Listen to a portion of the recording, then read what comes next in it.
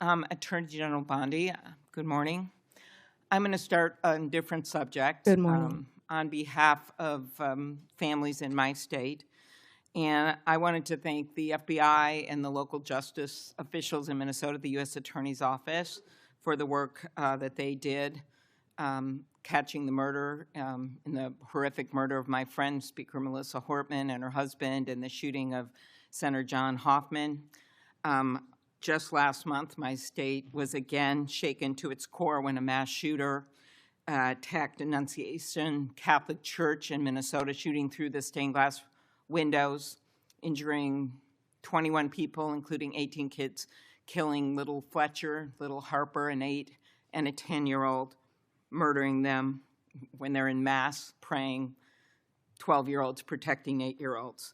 I know we've spoken about these tragedies, and we both agree that this kind of violence, whether in Minnesota or at a Mormon church in Michigan or the assassination of Charlie Kirk, has no place in our politics or in our democracy. In 2018, after the Parkland shooting, you were Attorney General, and there was a bill called the Marjorie Stoneman Douglas High School Public Safety Act. And the bill banned bump stocks, enacted red flag laws, and raised the minimum age to purchase a firearm in Florida from 18 to 21. And you actually defended the law in court from a challenge from the NRA. And we know that I'm in favor of an assault weapon ban, period. I look at these bills and I think, does this hurt my Uncle Dick in the deer stand? We have a proud tradition of hunting in Minnesota. I don't think they do.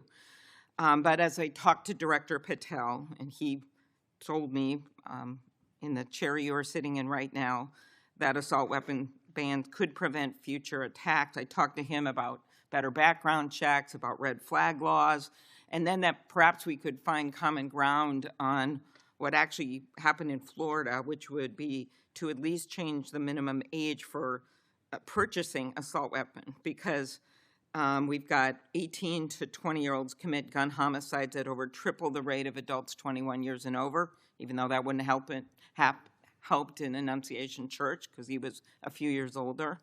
She was a few years older. But as you know, the shooter at Parkland was 19 years old, and the shooters in Buffalo and Uvalde were both 18 years old.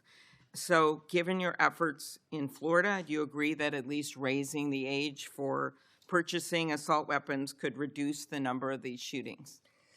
Senator, first, that's pending litigation, and I can't discuss that at all. The 21 is pending litigation. I cannot discuss that. In Florida? But if I could go back I really the didn't know 21 this. age is pending litigation. I can't discuss that. But Senator, back to what you said about what happened in Minnesota, there is no place for that. And I believe I spoke to you after that horrific, those murders. And I'm so sorry that happened. And all of my federal agencies were partnering with state agencies, working hand in hand in Minnesota. What I can tell you about the Second Amendment is this is the most pro-Second Amendment DOJ in American history, as you know. But we want to keep guns, as you said, where they should be, in the hands of law-abiding American citizens, while keeping them out of the hands of criminals and gangs. Since January 20th, the ATF and FBI have seized more than 30,000 illegal guns. I have 10 minutes. 30,000. You have given these statistics, and I truly appreciate those statistics.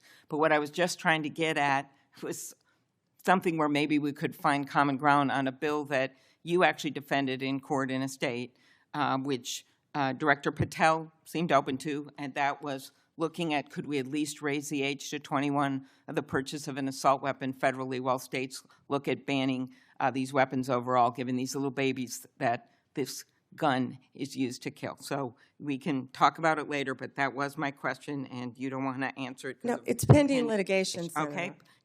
But your views on this is not pending litigation. So I want to get to the independence of the Justice Department. At your nomination hearing, I specifically asked you to provide assurance to every member of this committee that the Justice Department will only follow the facts and the law, and the White House will play no role in the cases investigated or brought.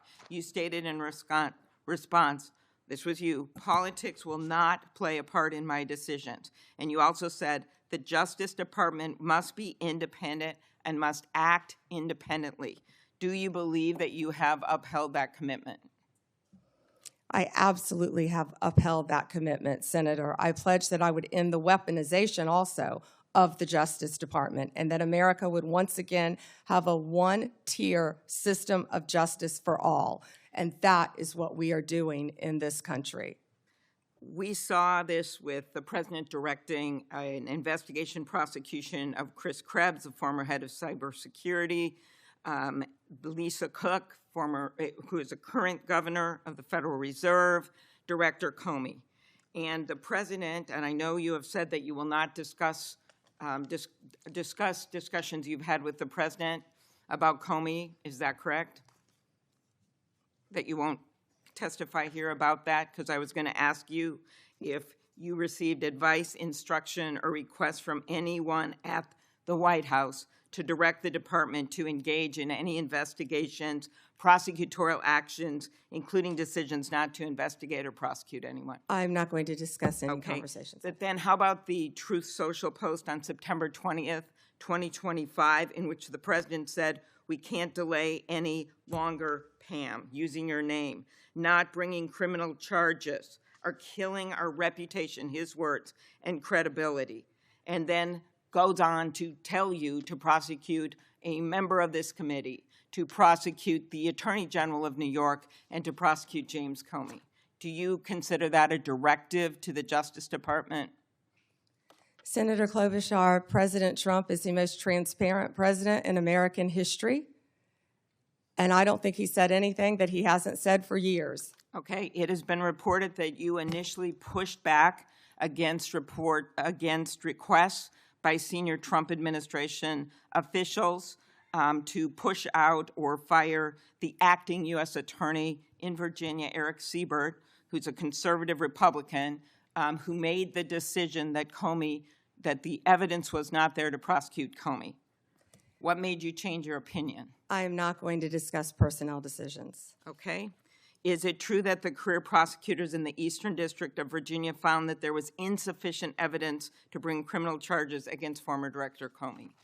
I am not going to discuss pending cases because Comey was indicted in the Eastern District of Virginia by, I may point out, one of the most liberal grand juries in the country. Okay, let's go on to other firings or terminations. Last week, the Justice Department fired at least 2 senior attorneys in the Eastern District of Virginia, including the office's national security chief, Michael Benary.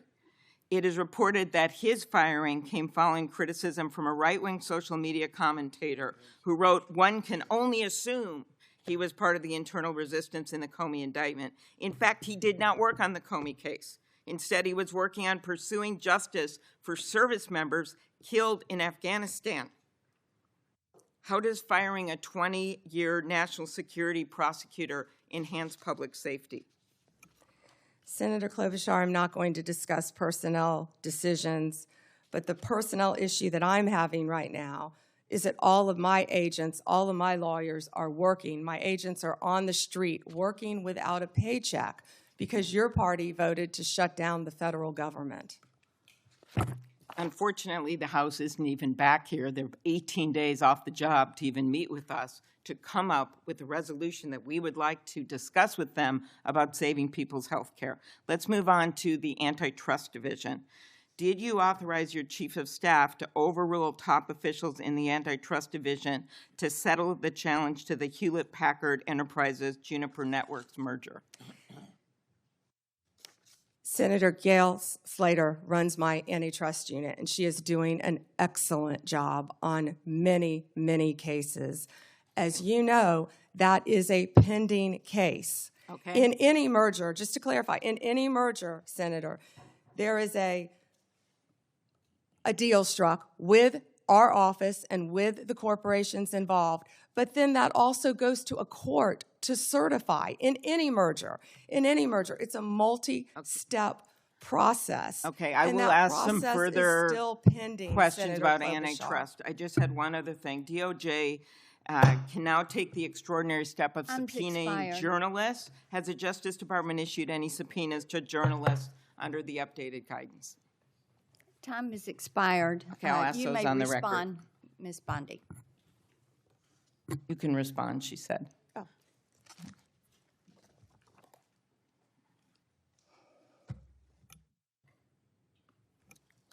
Senator, my office in April restored the Justice Department's longstanding norm on this issue. It was AG Garland who had deviated on the media investigations policy, allowing self-identified journalists using this self-serving status as a shield against being held accountable for endangering our nation's security. We have taken that policy back to the norm, and I can't comment on whether we have or have not, or do not have pending investigations. Time